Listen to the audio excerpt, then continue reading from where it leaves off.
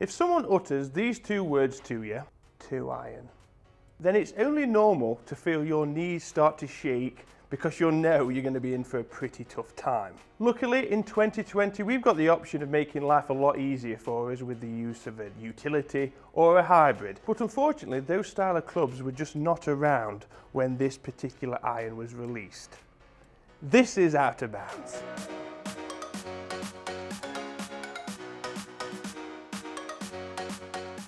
Welcome everyone, I'm Alex Etches. If you're not a member of Team Al, make sure you hit that subscribe button. This is Out of Bounds Season 2. Season 1, if you haven't seen this, is down in the description below. Make sure you check that out. Out of Bounds, again, quickly, is just crazy golf products that have made it to market, which could quite easily be from another planet. So, on Out of Bounds Centre Stage today, we've got a golf club that is labelled the world's craziest golf iron ever.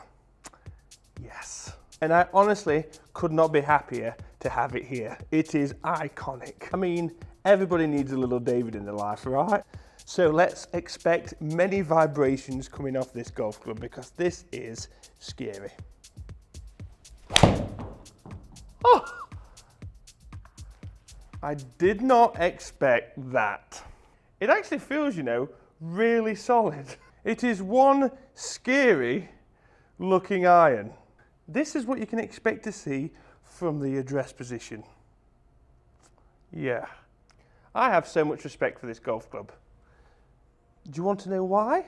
With this being a Jim Flood golf club, we need to learn to be like Jim. Obviously, Jim didn't decide, how many times can I say Jim?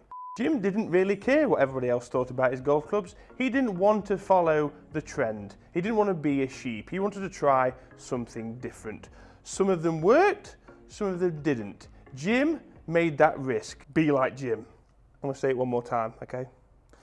Jim, again, has succeeded with creating something extremely unusual like this. I think the word to address is, yeah, unique. Yes, that word.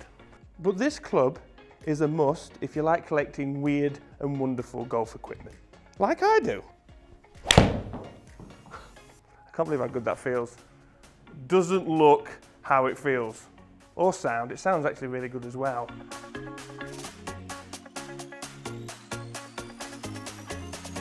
So yeah, this is a collector's item that apparently is extremely hard and rare to get hold of now. Mainly because this product didn't do that well. There wasn't a high volume of these made, so it's very few and far between. So I obviously checked on eBay and it was like the fastest finger first. As soon as I saw this 2 iron, I knew I needed to bid the maximum to get it. Of course. Ow. If you don't get it, it hurts. It's got to be one of the sharpest 2 irons that I've ever seen. Kind of concerned that if I hit into the ground, it's just going to wedge and you've got to try and pull it out. So you can get a full set of these. It goes from 2 iron, like this one, all the way to 10 iron. Forget your pitching wedge, the 10 iron. And like the Cleveland Vass irons, they are designed to almost be impossible to shank. I'll be the judge of that. So this is so hard to shank because of its lack of offset towards the heel. It's a completely straight face from toe to heel, and then you've got obviously the hosel that comes up from there. But yeah, it's unusual. I've never wanted to shank so much in all my life. Shank test. Don't know if that was a shank. Trust me, if there's someone that can shank on demand, I'm your man. Also not on demand, it just comes out of nowhere sometimes. Damn you, shanks!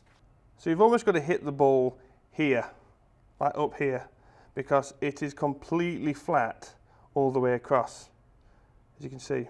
But don't worry, it's not owl-proof. Nope. Nope. These are just open-face pant shots, not shanks. Oh!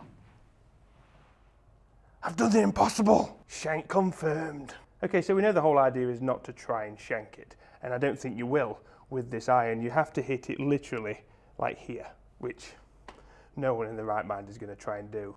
My mind is not right. So again with this video, we're in the realms of also retro reviews. This iron, I think, was mid-70s. I can't find any solid information on this, but I think it was almost 75, 76. Could be wrong. But whatever year it is, it's absolutely iconic. Oh, and yeah, guess who's back? Back again. Pat Penn's back. Tell a friend. I had to finish it off, didn't I? Yeah, I did. Sorry. Okay, so let's check out this club, which now I think about it looks like a segment of a terrace chocolate orange. And let's look at it in a bit more detail. So the head could be a terrace chocolate orange slice or a lemon slice, one or the other. It is very unique and unusual, and I love it. But the thing that really is unusual about this club is, as I mentioned earlier, is the anti-slice section here. This is one of the straightest iron heads, toe to heel, that I've ever seen. I don't even think gear effect exists with this kind of iron, but from its anti-shank heel to its extremely sharp top line, I think this was once a true temper shaft. The sticker's almost gone, you can't read it. And it's got a grip on it that looks like lemon peel. This must have been a PGA professional's worst nightmare. I mean, you can see every layer of tape underneath. Usually you haven't got to be very tidy, but if you don't make it look tidy, it looks aesthetically horrible. I mean, for me, I'd have to fill these holes in now because that's just driving me nuts. No, no, no, no, no, no, no, no, no, no, no, no, no. Back again. Pat Penn's back. Tell your friends. That was heavy. Bounce is non-existent. It's just... We can't compare this to a modern 2-iron utility or just a 2-iron in general, because we know the technology's advanced since then. The lofts definitely will be different, I'm sure. I mean, this looks quite lofted, to be fair. I'm not sure exactly what the loft is, but yeah, it's definitely not a modern 2-iron loft.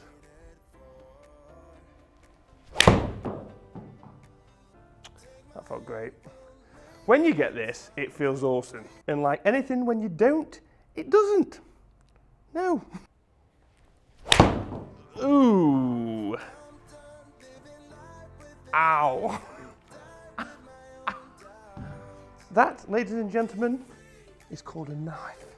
I want to get some reasonable averages out of this, and a knife just isn't going to cut it.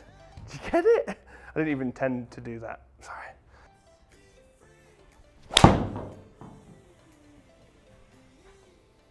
Now, what I did notice with this is we're getting a lot of backspin, and that makes me believe that we're looking more like a modern 5-iron. I mean, 4,589 backspin. So I reckon we would be looking at roughly an average 4 to 5-iron loft with this.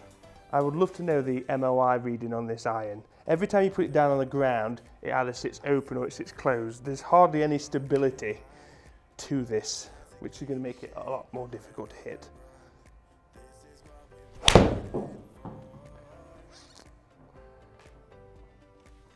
Can't get over the sound and feel. It is not what you expect. I reckon you can get some proper saucy flights out of this. So 222 that was, meters, 5,000 backspin.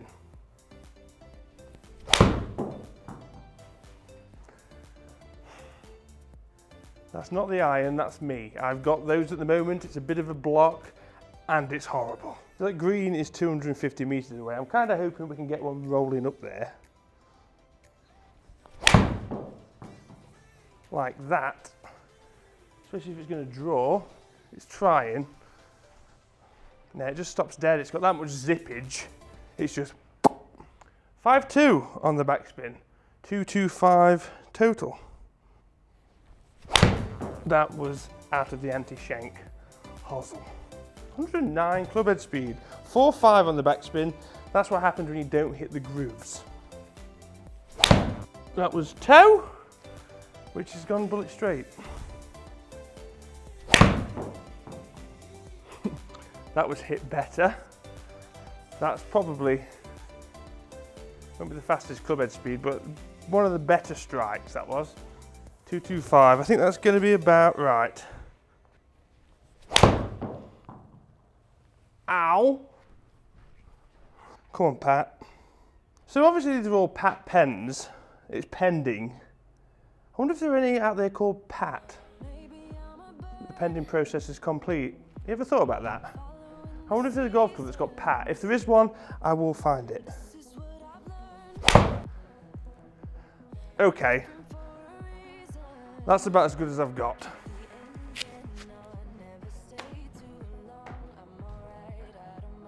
Carries 221, total of 229.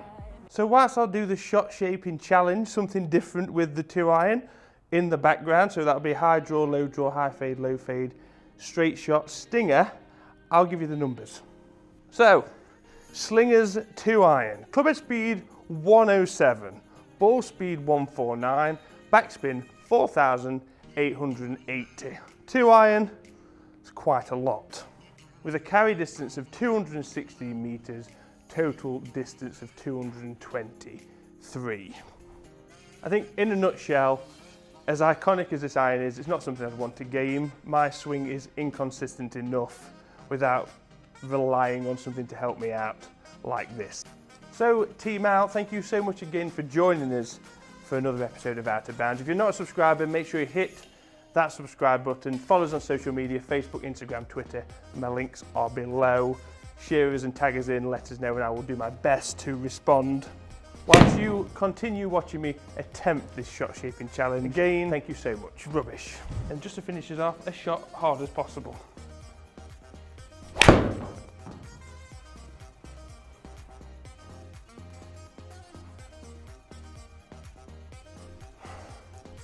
Pitched at 221 on the fly. That's probably the max for this thing. Hope you enjoyed it, guys. See you soon.